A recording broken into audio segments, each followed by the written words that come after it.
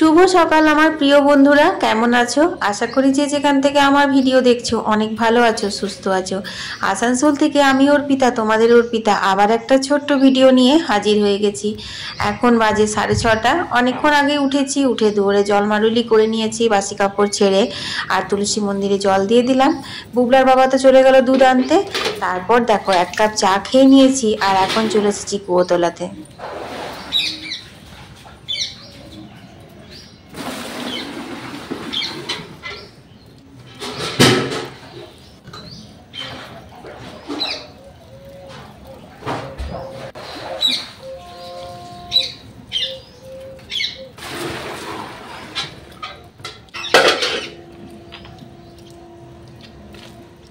তো আমার প্রিয় বন্ধুরা, সকালবেলাকার দৃশ্যটা কত সুন্দর লাগে দেখো।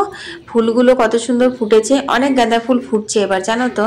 আর উঠোনটা অনেকটা বড়, তো সে কারণে বেশ খোলামেলা লাগছে, তাই না? তো আমার প্রিয় বন্ধুরা, তোমাদের কাছে অনুরোধ রইল সম্পূর্ণ ভিডিওটা দেখার জন্য। আর হ্যাঁ, ভিডিওতে একটা লাইক করে আমার মনোবল বাড়াতে একদম ভুলো না। আর পারলে অবশ্যই ভিডিওটা আমার শেয়ার করে দিও তোমাদের বন্ধু বান্ধব, তোমাদের আত্মীয় স্বজনদের সঙ্গে। তো ঘরের কাজ সারতে সারতে চলো তোমাদের কয়েকটা কমেন্টের উত্তর দিয়ে দিই। বাবলি চ্যাটার্জি কমেন্ট করেছে, তো অর্পিতা এত সুন্দর ব্লগ আমাদেরকে দেওয়ার জন্য তোমাকে অনেক অনেক ধন্যবাদ। অনেক ভালো থেকো, সুখে থেকো। থ্যাংক ইউ দিদি ভাই, এত সুন্দর করে আমাকে মনোবল বাড়ানোর জন্য, এত সুন্দর আমার ভিডিওতে কমেন্ট করার জন্য তোমাকে অনেক অনেক ধন্যবাদ। ঈশিতা ঘোষাল লিখেছে, দিদি ভাই তোমার ভিডিও দেখতে অনেক ভালো লাগে। তুমি মাঝের মধ্যে ভিডিও না দিলে খুব মন খারাপ লাগে। প্লিজ তুমি প্রত্যেকদিন ভিডিও দিও। এই যে ঈশিতা, আমি কিন্তু প্রত্যেকদিন ভিডিও দেওয়ার চেষ্টা করি, কিন্তু কি হয় বলতো, অল্প স্বল্প মানে গ্যাপ হয়েই যায়। মানে সংসারের কত কাজ করতে হয় তোমরা তো দেখেছো। এবার কাজের ফাঁকে এডিট করার সময় হচ্ছে আমার সন্ধেবেলা যদি আমি কিছু একটা নিয়ে বসে যাই তাহলে কিন্তু আর সেদিন এডিট করা হয় না। আর তারপর আমি সকাল থেকে আবার নতুন কাজে ব্যস্ত হয়ে যাই, তাহলে এডিটও হলো না আর ভিডিও পোস্টও হয় না। সেই কারণে আর কি কিছুদিন দিতে পারি না। যাই হোক, আমার সুন্দর সুন্দর কমেন্ট করার জন্য ভিডিওতে তোমাকে অনেক অনেক ভালোবাসা। তারপরের কমেন্টটি বাংলাদেশ থেকে রাকিব লিখেছে, দিদি ভাই তোমার ভিডিও দেখতে অনেক ভালো লাগে। তোমার ঘাগরবুড়ির ভিডিওটাও আমাদের খুব ভালো লেগেছে দেখতে, মন্দিরটা অনেক সুন্দর। থ্যাংক ইউ রাকিব এত সুন্দর কমেন্ট করার জন্য। আর হ্যাঁ গো, ঘাগরবুড়ি মন্দিরটা সত্যি অনেক সুন্দর আর অনেক জাগ্রত।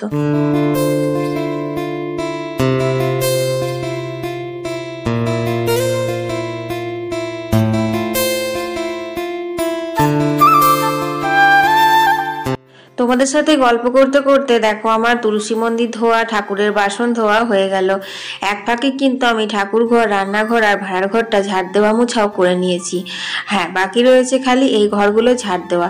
সেগুলো চটপট করে ঝাড় দিয়ে নিয়ে তারপর দেখো এখন কলের জল চলে এসেছে, মানে 11টা বাজছে। আর এখন আমার কতগুলো কাপড় ভেজানো ছিল সেগুলো আমি কেচে নিচ্ছি। আজকে কিন্তু রান্না বান্না নেই, তাই তোমাদের সাথে আজকে লাইভে রান্না বান্নাও শেয়ার করিনি আর কোনো রকম ব্লগেও মানে শেয়ার করতে পারলাম না, কারণ আজকে আমাদের জেঠতো ভাসুরের বাৎসরিক কাজ আছে, তো ওখানে আমাদের নিমন্ত্রণ আছে, ওখানেই খাবো। তো সেই কারণে রান্না নেই। যাই হোক বন্ধুরা, রান্না বান্না নেই মানে যে ঘরের আর কোনো কাজ নেই সেটা কিন্তু একদমই না, তাই না? কিন্তু অনেকেই মনে করে রান্না নেই মানে সংসারে আর কোনো কাজ নেই। আর আমাদের কি মনে হয়, আজকে রান্না নেই মানে যত এক্সট্রা কাজগুলো পড়ে রয়েছে যেগুলো করা হয় না সেগুলো সব করব। হ্যাঁ, একটু ঘরটা গোছানো মানে অগোছালো হয়েছিল, সেই ঘর দোরগুলো একটু গোছালাম। জামাতে কাপড়ে শীতকাল মানে বুঝতেই পারছো, প্রচুর সোয়েটার জামা কাপড় বেরোয় এক্সট্রা করে, বিছানা চাদর এই সেই। তো ঘরটা না কিরকম মানে অগোছালো লাগে যতই গোছানো হোক। তো সেগুলো একটু পরিপাটি করে নিলাম, আজকে হাতে একটু সময় পেয়েছিলাম সেই কারণে। আর ভাবছি তোমাদেরকে আমার হোম ট্যুর ভিডিও খুব তাড়াতাড়ি দেব। প্রচুর কমেন্ট আসছে ফেসবুকে, ইনস্টাগ্রামে যে দিদি ভাই তুমি হোম ট্যুর ভিডিও দাও না, হোম ট্যুর ভিডিও দেবে, তোমার হোম ট্যুর ভিডিও দেখতে চাই আমরা। তো ওই যে বললাম, আগেকার দিনের বাড়ি তো অনেক বড় বাড়ি, খুব একটা বেশি মানে গুছানো বাগানো নয়, সেই জন্য না মানে কোথা থেকে কিভাবে শুরু করব আমি বুঝেই উঠতে পারি না। যাই হোক, আজকে একটু পরিষ্কার পরিচ্ছন্ন না মানে অপরিষ্কার ঘর আমাদের নয়, সেটা তো তোমরা আমার ভিডিওতে দেখেই বুঝেই গেছো। বাট আজকালকার দিনের হয় না যেরকমটা একটা মানে মডিউলার কিচেন, তারপর তোমার মার্বেল টাইলসের গোছানো, নতুন ফার্নিচার দিয়ে গোছানো ঘর, সেরকম তো নয় এই আর কি। তো যাই হোক, যেমনই হোক এই ঘরটাই কিন্তু আমার স্বর্গ, এই ঘরটাই আমার সব। তো ঘরের রুম ট্যুরের ভিডিও খুব তাড়াতাড়ি আসবে।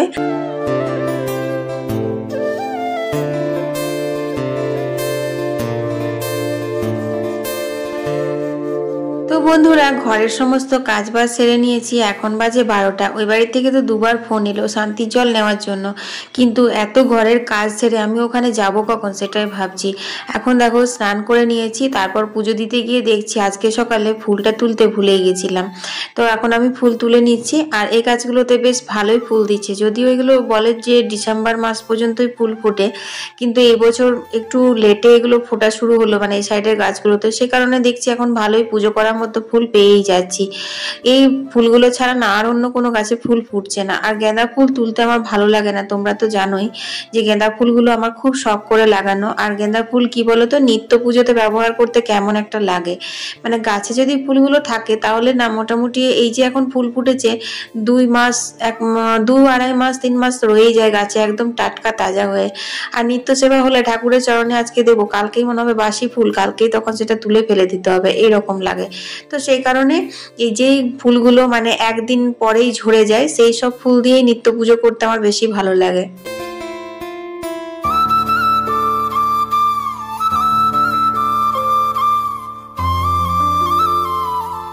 বেলপাতাগুলো না সব এবার ঝরার দিন আসছে, মানে ফাল্গুন মাসে তো বেলপাতা সব ঝরতে থাকে, তো একটু উঁচুতে হয়ে গেছে জানো। অনেক কষ্ট করে বেলপাতাগুলো পারলাম, তো বেশ ভালোই হয়েছে, অনেকগুলোই পাড়া হয়ে গেছে। এতগুলো আমার লাগবে না, কয়েকটা নেব আর কয়েকটা রেখে দেবো।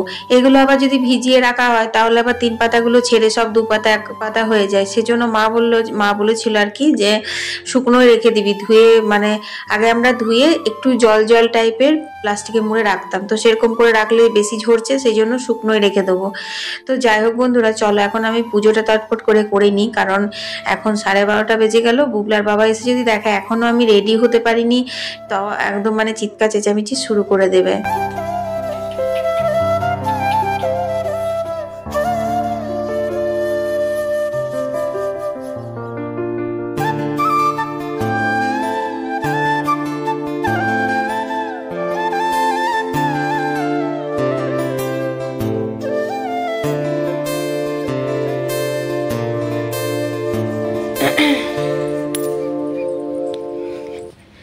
তো চলো বন্ধুরা, রেডি হয়ে গেছি, বুলা আবার ডিউটি থেকে এলো, এবার যাই খাওয়া দাওয়া করে আসি গা, তারপর আবার কথা হচ্ছে।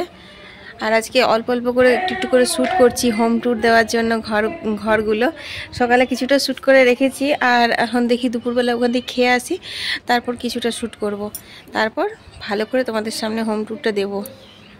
তো চলো আগে খেয়ে আসি গা। তো এখানে এসে তো আমি ক্যামেরা করিনি সেরকম ভাবে, মানে এসেই তো গল্প সল্প করতে লেগে গেছিলাম। আমাকে গল্প করতে খুব ভালো লাগে, তোমরা তো জানোই।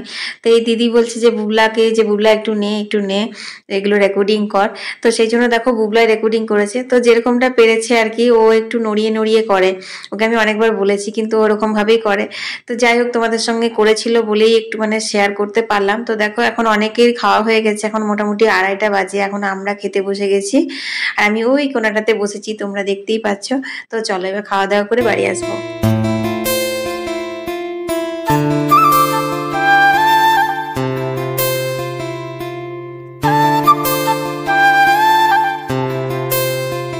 তো বন্ধুরা, এখন আমি দেখো বিকেল হয়ে গেছে, এসে পরে একটুখানি শুয়েছিলাম কিন্তু ঘুম তো হয়নি। তো যাই হোক, এখন আমি জামা কাপড়গুলো তুলে নিচ্ছি, আর ঘরগুলো সব ঝাড় দেওয়া হয়ে গেছে। এখন একটু চা করে আরাম করে বসে চা খাবো, কারণ আমি সব কিছু সেরে সুরে চাটা খেতে আমার বেশি ভালো লাগে আর কি। তারপর আবার যে কাজ সেই সন্ধে দিতে হবে।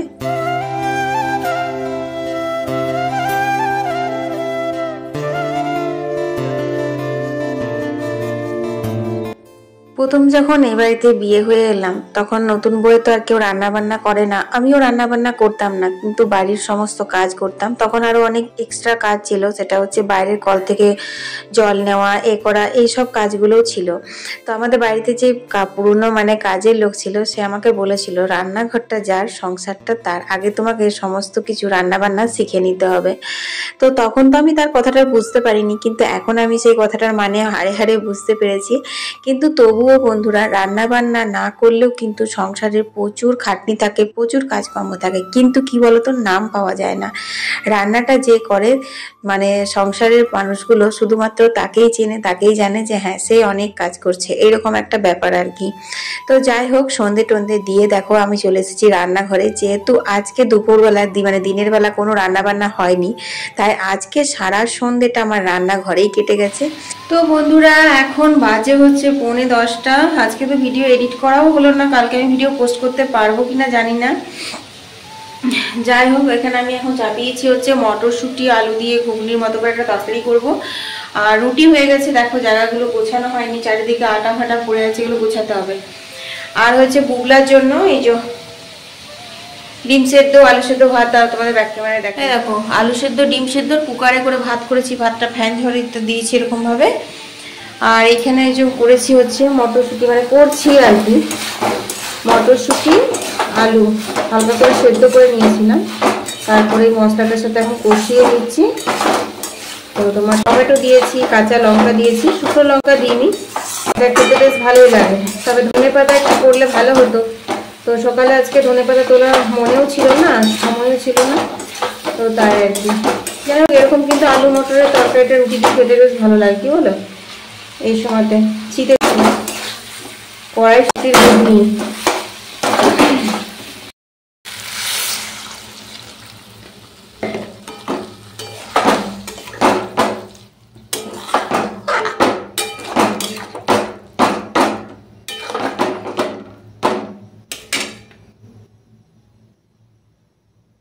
চলো বন্ধুরা, আজকের ভিডিওটা এখানেই শেষ করে দিচ্ছি। সবাই ভালো থেকো, সুস্থ থেকো। 10টা বাজতে গেলে এখন খাওয়া দাওয়া করবো। আর হ্যাঁ, ভালো থেকো, সুস্থ থেকো। আর হ্যাঁ, আমার ভিডিওটা অবশ্যই সবার সাথে শেয়ার করো, লাইক করো। টাটা।